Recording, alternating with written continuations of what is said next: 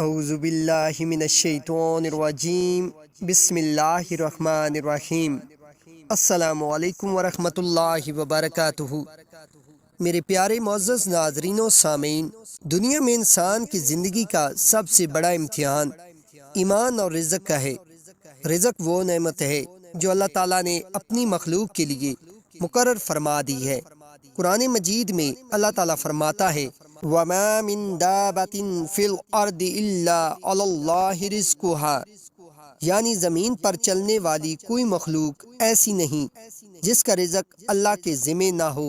اس آیت سے معلوم ہوتا ہے کہ رزق کی ضمانت خود اللہ تعالیٰ نے دی ہے، لیکن انسان کی آزمائش یہ ہے کہ وہ اس رزق کے لیے کن راستوں پر چلتا ہے، حلال یا حرام، صبر یا بے صبری، شکر یا ناشکری۔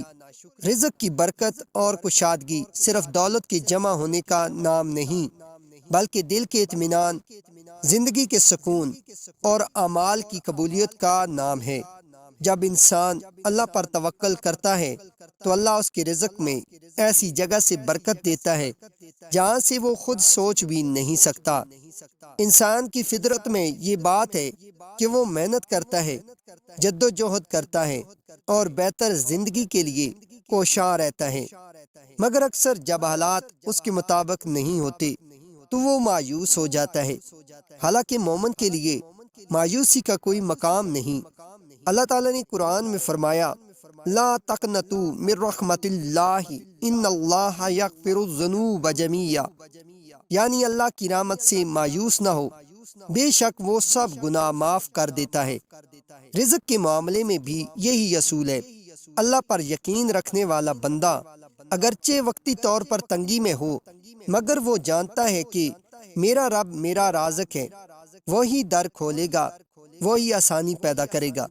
یہی ایمان رزق میں برکت کی بنیاد بنتا ہے۔ رزق کی کنجی دراصل تقویٰ اور توکل میں چھپی ہے۔ قرآن میں اللہ تعالیٰ فرماتا ہے وَمَن يَتَّقِ اللَّهَ يَجْعَلْ لَهُ مُخْرَجًا وَيَرْزُقْهُ مِنْ حَيْثُ لَا يَحْتَسِبُ، یعنی جو اللہ سے ڈرتا ہے اللہ اس کے لیے راستہ پیدا کر دیتا ہے اور اسے ایسی جگہ سے رزق دیتا ہے جہاں سے وہ گمان بھی نہیں کرتا۔ یہ آیت ایمان والوں کے لیے ایک کامل یقین کا پیغام ہے۔ دنیاوی تدبیریں اپنی جگہ، مگر اصل سبب اللہ کا فیصلہ اور بندے کا تقویٰ ہے۔ جب انسان گناہوں سے بچتا ہے، حلال کمائی کی فکر کرتا ہے، زکوٰۃ و صدقات دیتا ہے اور رزق کے معاملے میں صبر کرتا ہے تو اللہ تعالیٰ اس کے لیے ایسے دروازے کھول دیتا ہے جن کا اسے وہم بھی نہیں ہوتا۔ حدیث پاک میں آتا ہے کہ رسول اللہ صلی اللہ علیہ وآلہ وسلم نے فرمایا اگر تم اللہ پر اس طرح توکل کرو جیسے توکل کرنے کا حق ہے تو وہ تمہیں رزق دے گا جیسے پرندوں کو دیتا ہے۔ وہ صبح بھوکے نکلتے ہیں اور شام کو پیٹ بھر کر واپس آتے ہیں۔ اس حدیث میں رزق کے اصول کو نہایت سادہ مگر گہری مثال کے ساتھ بیان کیا گیا ہے۔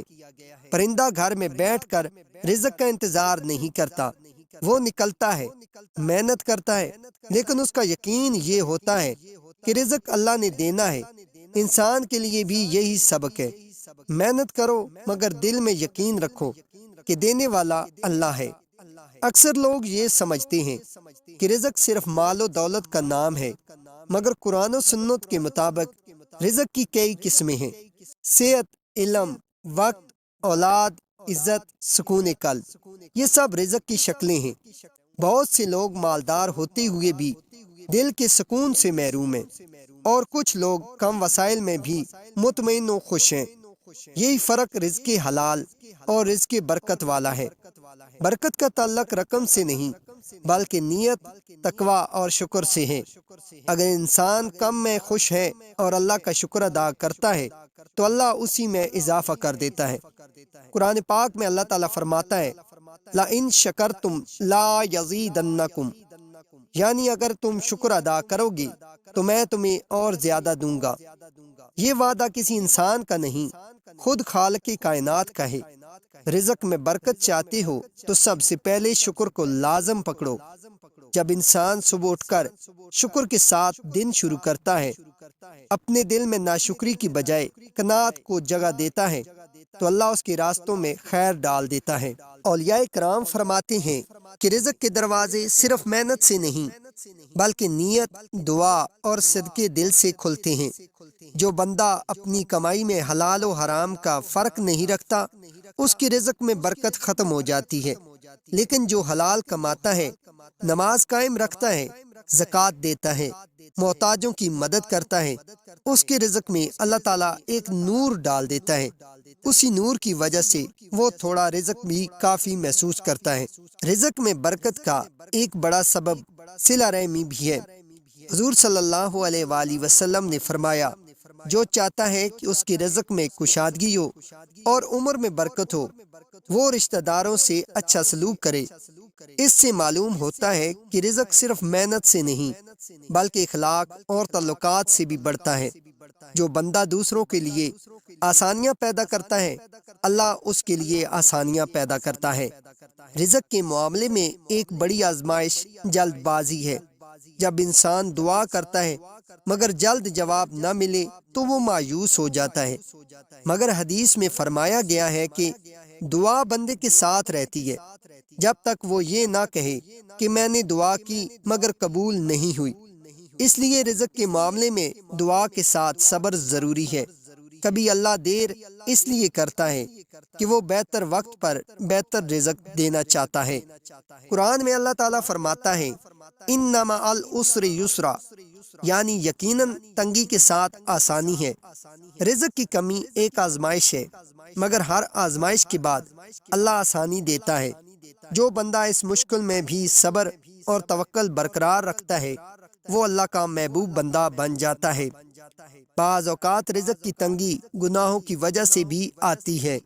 حدیث میں ہے، بندہ گناہ کرتا ہے اور اس کے نتیجے میں اس کے رزق میں کمی کر دی جاتی ہے۔